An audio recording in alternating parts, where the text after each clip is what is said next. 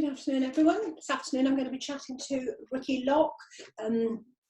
Ricky will be logging on in a couple of minutes' time, a couple of seconds' time. I think he will just pop on. Ricky is a man of many talents, I'm sure. But one of the things he's going to be telling us about is what he actually does within the wedding industry. Here we are. Let's have a little look-see over. Where are we? Right. Okay. There we go. Right. Okay. Just waiting for Ricky to actually pop on any second now. He's, as I said, he's had quite a sort of a varied career. Lots of things that he's actually. With that, the man appears. Oh, look, and he's got all his mic and everything going on. Oh, and we have the cat.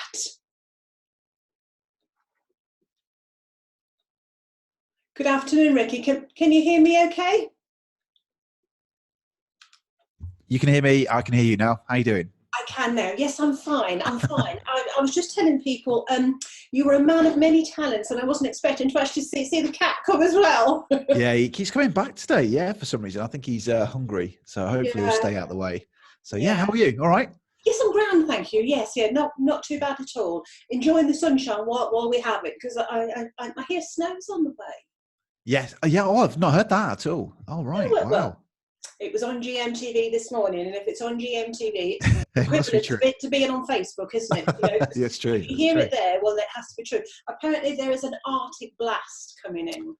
Oh, right, okay. And that's about the last thing that you would want, an Arctic blast, really, isn't it? Right. Yeah. I sort of blether a bit, as I'm inclined to do.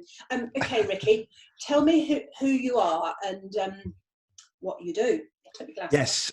So, hi everybody. My name's Ricky. I'm a professional wedding magician, and I'm based in Bourne, Lincolnshire. And I provide close-up entertainment and magic for drinks receptions, evening receptions, and I basically help guests have a great time, but making sure that couples are relaxing, they can enjoy their day, and making sure that all their guests are having a really great time. Really. So yeah. Okay. Schoolboy error. My phone's actually pipping now. You know, they say you sort of switch everything off and like all your gadgets so it doesn't make any noises beforehand. Should have told myself that really, shouldn't I? But never mind. It's off now, right? Okay, so you're based in Bourne. Whereabouts do you travel, Ricky? I mean, is it just in Cambridgeshire, Lincolnshire that you do, or would you sort of go further afield? Yeah, so I literally will travel all across the country. I'll work within like a 40 to 50 mile radius around kind of Bourne, Lincolnshire from where I live. And that can cover, quite far up to past Grimsby way, that kind of way, east, west, south, doesn't really matter. If it's quite far away, obviously I do charge for travel. But last year I was doing weddings in Scotland, Liverpool, Wales. So even if it's Europe as well, I'm happy to travel. Not right now, unfortunately, but anywhere, I'm happy to travel to. Yeah. No, it's all kind of gone a bit Pete Tong really at the minute. Yeah, it's a bit crazy, isn't it? Yeah. I know, but fingers crossed. Hopefully, sort of once normal life has resumed, then hopefully everything will kind of get back to normal. You said that you sort of go to Europe. You obviously with something like that. There'd be extra costs and things involved, because it's not just as easy as getting in the car, is it? And just having like a wee drive up there. Then you're looking at planes and all kinds of stuff, isn't it? Yeah. So it depends on obviously what a kind of person's wedding is or what their dream is. Obviously, it is a lot more, but depending on what you kind of want and packages, there are lots of different packages that I offer where I can make it more bespoke and tailored to the event. For example, there was a wedding that was going to happen during this year that was based in Spain, and obviously they've had to postpone it, unfortunately. And so it's just an additional cost of obviously travel, accommodation, but we can work something out like that, and my deals will accommodate wherever, really. So yeah. I mean, some of the other people that I've sort of spoken to with regard to destination weddings, they have to bring all kit and caboodle and all that kind of nonsense with them. Well, not want to give you tricks and things away. You just have to sort of bring yourself, really, do you? All the stuff that pretty you much. bring. Yeah, so pretty much just carry on luggage, really. That's it. Yeah. So without kind of revealing too much, my suit kind of contains stuff that will help for the day. So like decks of cards or things for the magic. But pretty much, I can just take on one case and I'm away. Yeah. I kind of don't want to know about secret pockets where stuff is. Yes. Yeah, I can't say it's part of the secret. Yeah, part of the secret. Yeah, because it might sort of spoil the illusion somewhat, mightn't it, really? That's right. Yeah. Okay. All right. So Tell me, how did Ricky Locke, the magician, become Ricky Locke, the magician? So I should say them first, because a lot of people ask this, that is Ricky Locke a stage name? No, it is my real name. It's the name that I was given at birth.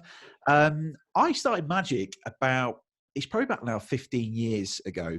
I had the magic sets as a kid, as most kind of kids Yeah, do, yeah. but kind of put it to one side. And then when I was in secondary school, a good friend of mine showed me a really simple trick where a coin vanished. It was amazing. And it just kind of caught me there, and I caught that bug. And I just couldn't work out how he did it, but it was that illusion and the amazement and the wonder that I got from it that I started to then incorporate that into what I was doing. And during that time, once I left school, I kind of went into sixth form, didn't really know what I wanted to do in my life. Yeah. And at the time, I was already working part-time in retail as a weekend worker in Argos, and decided that I didn't really want to know what I wanted to do in my life, didn't want to go to university. So I stayed there for about 10, 12 years, that kind of thing, and worked my way up the ranks, being customer service manager, stock manager, store manager. And during the time, I used to walk around with like coins like in my hand, like practicing in my pockets whilst I'm walking around on the shop floor.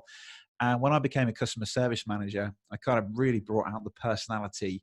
And I realized, well, hang on, there's something here that could work here. I could use magic with my personality, combine the two, and then just started doing gigs. I started putting videos up on YouTube, sharing on Facebook, and tagging like 20 million people in the video. Say, please watch my video. And just started to build a reputation from there. Yeah. Started to build a reputation. People then would say, hey, do you want to come to my party? And I remember my first gig doing, I think, like 5 hours for like 60 quid. It was a crazy amount of money back then. But you did it because that's what built that up. And it kind of just went from there. And then you start doing more gigs and more weddings and more events. And then eventually I joined a magic society in Peterborough called the Peterborough Society of Magicians.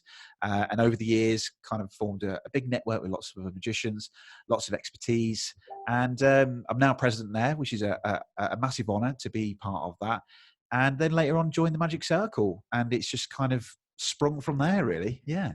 I mean, you always seem a really confident guy. You know, you're always sort of very, yes, you know exactly what you're doing, you know what have you. Do you think as you learn more sort of magic and you sort of get more used to it, you grow in the confidence, or is it the confidence that kind of lets you grow, get better at the magic? You know, because often, I mean, like lots of things, you can learn a skill, you know, but if you don't have that kind of core confidence almost carry it off, really, isn't it? You know, which comes first, I suppose. Is it the chicken or the egg, or is it the confidence or the magic? Yeah, so I guess then it's it's a very good question. Thank you, Stephanie. And there's always a fear that you're going to perform a trick and it could go horribly wrong. You know, what if I do a trick or a card slips on the floor, someone falls on it, whatever. So there's a lot of fear that may happen, but over time, it's just practice and practice. And, it's just like learning to write, really. The more you do it, the better. Although after 30 years, I'm not very good at my handwriting. But the more you do it, you get better and better. And that's just kind of where it went, really. And I remember, for a great example here, would be learning to do hypnosis. Now, I don't usually offer hypnosis at weddings. It's just something I do in part of the magic that I do. And I remember the very first time you go to hypnotize someone, how on earth do you get them to believe that you're very good at it and confident? And it takes a lot of confidence, and it takes a lot of nerves, that kind of thing. And over time, you just practice it, and then you learn from that mistake. Don't do it again next time, and just keep working on it. That's it. Yeah. I think that is one of your big skills, if you like, your thing. I think that actually makes you sort of different to like an awful lot of other people that I actually speak to. You do have that confidence and you know, to be able to sort of carry it off. And I think at weddings, that's where you will really benefit, isn't it? You know, because you have the ability to sort of really well, you know, like the guests of the day, you think, oh gosh, have you just seen, you know, it's that kind of business, isn't it? But because you're skilled at what you actually do, you're able to sort of work the whole room and really sort of manage that for the couple, aren't you? Yeah, because you do meet magic's not for everybody, which we totally understand, you know, and there's people at weddings that are kind of what we would call like an alpha male or an alpha female. You know, they're the center of attention, which is absolutely fine. And not everybody loves when a magician will come over because, you know, the magician will take that center of attention. Yeah. So, you know, to anybody that's starting out in it, they can often get put off by it, because, you know, you're approaching a table and nobody, you know, I remember in my early days, people were telling me words that I can't repeat on here, but they were giving me the V's and all that kind of thing. Yeah, absolutely. But absolutely. And what that's done is that's allowed me to be a bit more adaptable and flexible, like you said, working the room, you know, understanding who's the people that's going to really enjoy this magic, who are the people that you want to go back to, who's the people you might want to stay away from. You know, so I always check in with my clients. Is there anybody that doesn't like magic? And, you know, sometimes I've met a few people where example would be like a mother-in-law just does not like magic because they don't like, it's not that they're scared of it. I think they're frightened by it, that they don't understand it. So they don't want, they just say, leave me alone. But most of the time, about 95% of guests absolutely love it. It's just a little bit of fun, and it's engagement, really. So, yeah. I used to have, my granny used to be a little bit like that. And she used to think, don't start with all of that nonsense. I think it was because she couldn't work it out, you know. She used to think, well, how did they do that? And if anybody was ever sort of, oh no, just take that nonsense away. So it's good, you know, that you're able to sort of find that out beforehand, you know, and that you're able to sort of manage the entire wedding sort of for them. Just tell me about what sort of thing that you can actually do for couples at weddings, you know, when you sort of that sort of stuff. Yeah, so there's kind of three main packages that I usually offer, really. And the first kind of moment in a day, which is ideal for having kind of close-up magic, is the drinks reception. It's the lull of the day. And we often make fun of this moment, because if you've ever been to a wedding, you'll experience that if you have been part of that drinks reception, the couple have planned the wedding for so many years. Everybody turns up. They travel from all over the world to get there. And then they disappear for about 2 hours whilst the photographer takes those photos. And we get people doing three things. They'll talk about the weather, work, and when the food's ready. And they do this. It's boring, isn't it? Yeah, it's a really boring time. So that's one of the moments that I come in. Usually, depending on how many guests you have, it's about an hour and a half up to 2 hours. If you've got lots of guests, then it's usually about a 2 hour gap. But most instances, the drinks reception is about an hour and a half. So that's the first package that I'll cover. The what I call the end of the wedding breakfast / turnover is the second package I do. I don't recommend usually doing magic around the tables. I can do it, like the picture behind me. But one of the things that I don't recommend is doing it there, is because people are eating. You know, they've probably been waiting all day for this. They've traveled a long, long way to the wedding, and, you know, they're so hungry. They might have had some canapes, but they just want the big meal. So when I come along and show them something, they're not a big fan of it. So I always try and recommend to my couples at the end of the wedding breakfast, probably on the last course, the dessert, there's a nice little bit of a lull where people they go like this, they go, oh, God, I need to sleep now, that kind of thing. And I can come in. Here. Yeah. So I'll come in and I'll raise the energy in the room and get people excited again for that next part, which is the turnover. They'll change the room up. I'll be performing magic to all the guests, either at the end of the tables or during the evening reception when all the evening guests come as well. Because when the evening guests come, they've not been part of the day. They may know the couple. Some of them may not know them that well. And they kind of stand in what we call the cliques. They'll stand with the people that they know. Yeah. They don't really want to integrate. So for me, I can bring them together and just make them feel part of the wedding and, you know, create that conversation, create that excitement. And we create memories that they'll be talking about the wedding long after it's finished. So that's a good point. You know, sometimes if you come to the evening do as opposed to the sit down, let's face it, you can be on sort of like the B list as opposed to the A list. Yeah, good point. Not that you would ever say to folk, you're on my B list, but, you know, there can be like a little bit of everybody else is there and they've had their dinner and they've been there for like sort of the bun fight and everything, and then we all rock in, you know, at like sort of 7 o'clock time or something, and you think, well, now what am I going to do? And I think that's really good, you know, that you were able to sort of mix two worlds and almost sort of make them feel as important, isn't it? And following that, which is quite nice, is so there's 3 packages that I offer. It's called the Gold, the Platinum, and the Diamond. The Gold is based on a 2-hour package, which is quite ideal for the drinks reception, or you could use it in the evening. The Platinum is a 3-hour package, which, again, there's not really 3 hours during a drinks reception, but you may want some magic at the drinks reception and the first course. So that's quite ideal. Or have it at the end of the evening. And then the third package is what I do is the full bells and whistles, which is magic at the drinks reception, magic at the end of the wedding breakfast, and then during the evening. And I also do Toastmastering services as well. So Oh, right. with Oh, I my didn't know that. yeah. So with my engagement and my personality, we do lots of games. So lots of energizers to raise the room. So for example, in the wedding breakfast, I'll come in and do a little bit of an MC, a couple of jokes, that kind of thing, and raise some energy by doing a great little energizer game. And then as the bride and groom come in, everyone's already up in the room, cheering and clapping. It's a really great thing to do. Yeah. And then at the end on some weddings, I'll do like a Mr. and Mr. or Mrs. and Mrs. or Mr. and Mrs. game, where they do back to back. And it's just a great way to bring energy. Yeah, yeah. They are good fun. They are seriously good fun, aren't they? Yeah. And when you sort of get like the different answers that actually come out of the couple, it's really, really good. Yeah, where they raise their shoes and that kind of thing. Yeah. And it's really good because sometimes it adds. So, we know a couple of great Toastmasters. Dennis is great, and what it does, it just allows that day to run really, really smoothly because some venues don't have very confident master of ceremonies. They might just be, a weekend worker and they'll do the, the ding, ding, ding. But because I've been there already during the magic, they know me, they like me, the personality's there. It's a great way to kind of make that transition. So yeah, that is so true. Not that I would want to name names because I ever would.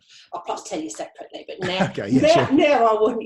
But it can be a bit hashtag awkward sometimes, can't it? Where as you say, that they're not always that comfortable and they're not always that confident, because again it sort of comes down to sort of a confidence thing and making like sort of the wedding as smooth and as enjoyable.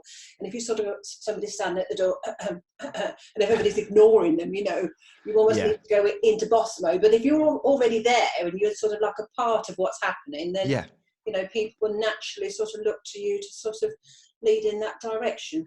Yeah, sometimes venues don't always have microphones. So if I'm booked on a package like that, I'll bring my own audio equipment and, it's easier. It's a lot easier to hear it. And if you've got like a very lively wedding, so lots of lively guests, sometimes they might be a little bit drunk by that point and they don't like listening to people. So it's a great way to just, cut the music, get the mic on, build an energizer, let's get the energy up for Mr. and Mrs. or whoever comes in, so yeah, it's a great thing to do. Yeah, because there often is a fair amount of the falling down water consumed at a lot of the weddings, isn't there? Yeah. Yes, definitely. What sort of tricks then, sort of magic would you actually do for people at weddings? Yeah.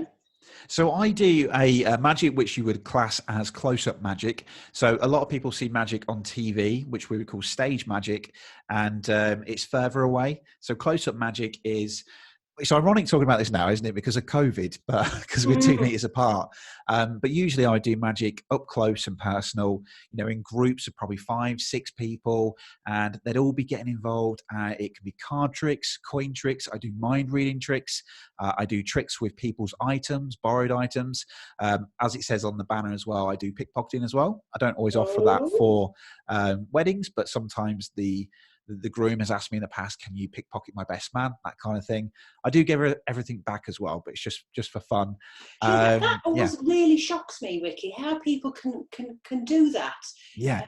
Because I actually went to lots of corporate events, like sort of a few years ago, and I was shocked. This chap who took this person's watch, and I thought, how in God's name did you actually? Because when you know that's what they do, you're kind of looking out for it, and you think, oh, I'm going to catch you. But no idea.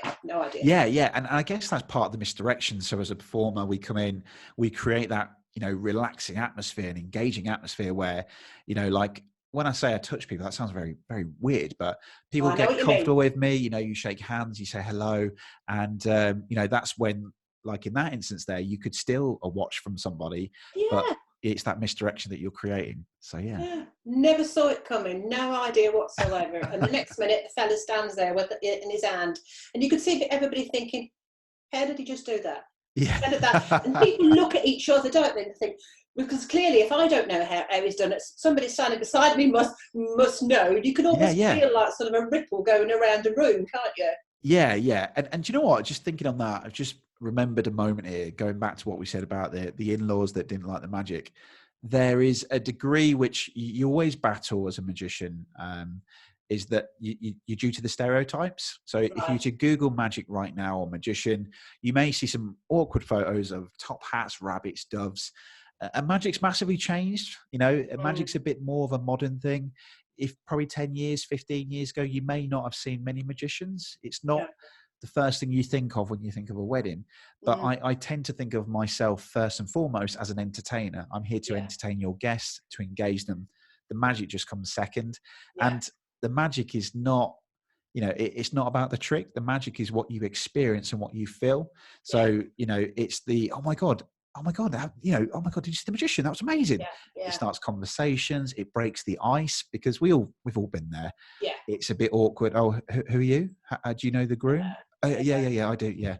It just brings people in together. So that's the kind of magic I do. I like bringing people in together, having fun, having a good laugh, and creating memories, really. Because you are a performer, and that's what you actually do. You just happen to sort of do magic, and people buy into you. They buy into that relationship with you, don't they?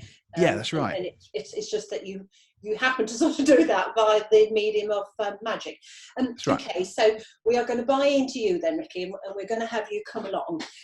When should I be booking you? Great. So book me now because I've got no weddings. Yes. Yes. All this year free. Yes. Yeah. Book me now. Oh, it's so lonely. So lonely. No. So I guess really, I mean, I take weddings up to about 18 months in advance. So 2021, as we all know, is going to be a very, very busy year for mostly because of postponements. But I tend to book up about 18 months in advance. It depends on obviously what you're kind of looking for. And I always offer a free consultation. So if anybody wants to kind of find out where it works, my main recommendation would be if you wanted to book a magician, then have a good chat with myself and I'll kind of work out your day, tailor to your times, your ceremony, that kind of thing, to work out when's best for you. It's very, very easy. All you have to do is just drop a little contact to me. And then I find it really best. I know not everybody's confident with this or comfortable, but I try and find it best to get on the phone just for a quick chat, just so I can kind of hear about your plans and you get to know me as well, because you can see everything on the banners, the posters and the website, but until you speak to someone, you don't really know what they're going to be like. But yeah, book well ahead. We are classed as what we would call wedding extras or luxury items because we're not the main photographer, venue, cake, those main priorities. But I would highly recommend, entertainers get booked up very, very quick. So if you are thinking about next year, then, get in touch now because dates are flying out the window. It's all, I mean, if I put my wedding planner's hat on, and I don't always wear quite so much now because I have like my wedding fair hat on. During the Scrumptious fairs, I'll just say right now, let's get it right out there. Oh, David's waving at me. Oh, hello, I'm recording. Love him. He's at the window. Sorry. I always used to sort of say to brides, it's about wants and needs, isn't it, really? Yeah. Take care of what your need to have. You have to have A, B, and C, and then look towards your wants. Look towards what your budget is, and then go for your wants. And if that's what you want, go for it. But kind of book it. Don't, like you said, don't leave it till, I'll just kind of wait and see. Because then by the time that you actually leave it, it's kind of too late, isn't it? Yeah, and it also adds a little bit of something different. So if you want to make your wedding, really unique, then having a magician is a great way to do that because I guarantee you, if you go to a wedding, not many people remember the cake. They might go, oh, it's really, really nice. And they go, oh, what was the dance floor like? Yeah, I think it was really good. I go, do you remember the table decoration? Not really. But what they will remember by booking a magician is they'll remember how they felt at your wedding.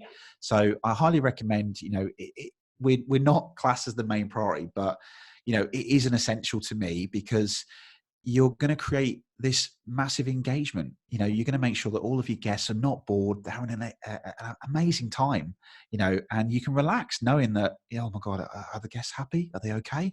Yeah, absolutely. They're having a great time. And you'll also get photos, of great people smiling.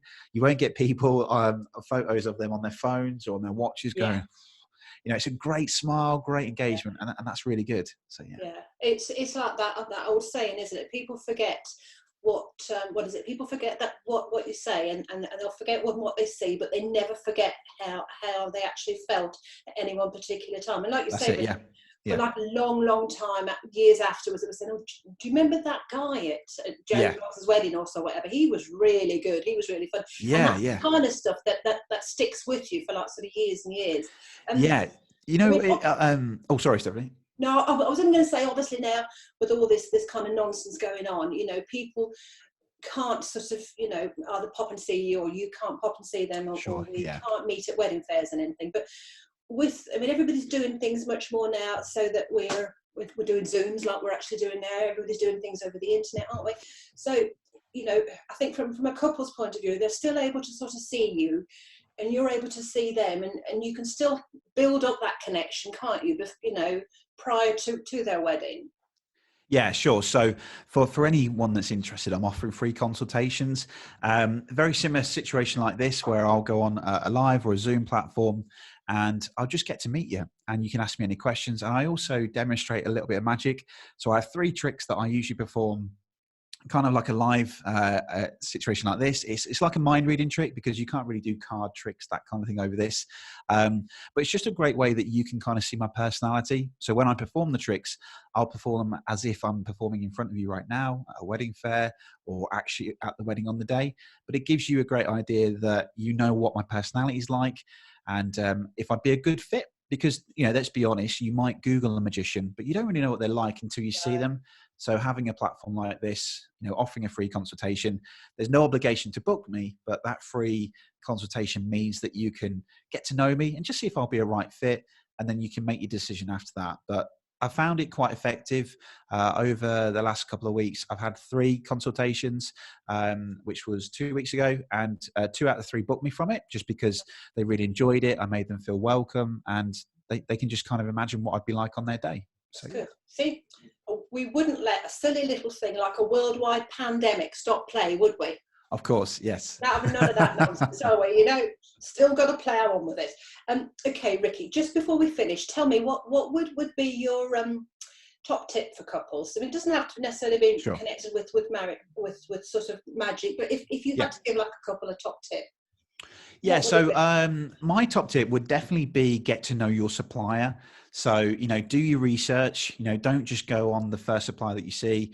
You know, it's very, very easy to be pardon the pun, but the smokes and mirrors, you know. Really do your research, you know, find out social proof. So is there photos of their setups? You know, if it's a DJ, do they have photos in lots of venues?